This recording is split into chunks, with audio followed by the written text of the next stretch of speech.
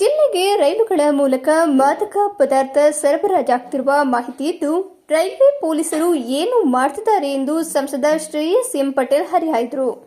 ನಗರದ ಜಿಲ್ಲಾ ಪಂಚಾಯಿತಿ ಹೊಯ್ಸಳ ಸಭಾಂಗಣದಲ್ಲಿ ತಮ್ಮ ಅಧ್ಯಕ್ಷತೆಯ ಪ್ರಥಮ ದಿಶಾ ಸಭೆಯ ಆರಂಭದಲ್ಲೇ ಡ್ರಗ್ಸ್ ಹಾವಳಿ ಬಗ್ಗೆ ಪ್ರಸ್ತಾಪಿಸಿದ ಅವರು, ರೈಲ್ವೆ ಪೊಲೀಸರ ಕಾರ್ಯವೈಖರಿಗೆ ತೀವ್ರ ಅತೃಪ್ತಿಯನ್ನ ವ್ಯಕ್ತಪಡಿಸಿದರು.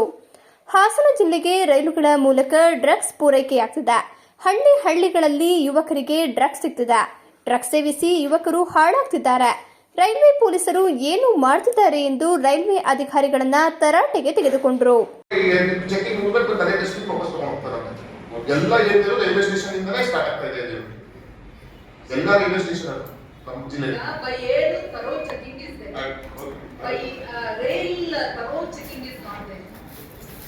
You have to connect. We will advise them to implement.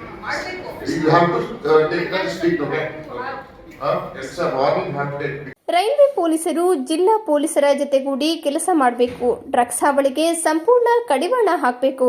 Drugs ಪೆಡ್ಡರ್ಗಳನ್ನ ಮೊದಲು ಬಂಧಿಸಿ ಯಾರ ಒತ್ತಡಕ್ಕೂ ಮಣಿಯಬೇಡಿ ಎಂದು ತಾಕೀತು ಮಾಡಿದ್ರು.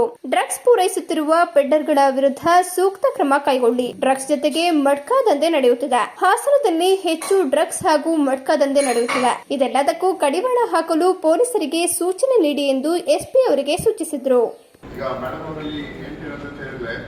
ಆದಷ್ಟು ಈ ಡ್ರಗ್ಸ್ ದಂಧೆ ತುಂಬಾ ಜಿಲ್ಲೆಯಲ್ಲಿ ಜಾಸ್ತಿ ಆಗ್ತಾ ಇದೆ. ಇದು ಬರೀ ಪೊಲೀಸ್ ಇಲಾಖೆ ಒಂದೇ ಅಲ್ಲ, ನಾವು ಹೇಳೋದು ಈ ರೈಲ್ವೆ ಬೇರೆ ಬೇರೆ ರಾಜ್ಯದಿಂದ ರೈಲ್ ಮುಖಾಂತರ ಈ ಡ್ರಗ್ಸ್ ಎಲ್ಲ ತರ್ತಾ ಇದ್ದಾರೆ. ಇದು ಎಲ್ಲಾ ತಾಲೂಕಲ್ಲೂ ಏನದು ಸದ್ದಿಲ್ಲದೆ ನಡೀತಾ ಇರುವಂತಹ ಒಂದು ದೊಡ್ಡ ಕೃತ್ಯ ಅಂತ ಹೇಳಿದ್ರೆ ಅದು ಡ್ರಗ್ಸ್. ಯಾಕೆ ಎಲ್ಲಾ ತಾಲೂಕಲ್ಲೂ ಇದ್ರ ಸಮಸ್ಯೆಗಳಿದೆ. ಇದನ್ನ ಪರಿಶೀಲಿಸಬೇಕು. ಜೊತೆಗೆ ನೀವು ಮತ್ತೆ ರೈಲ್ವೆ ಪೊಲೀಸರು ಕೋಆರ್ಡಿನೇಷನ್ ಮಾಡಬೇಕು.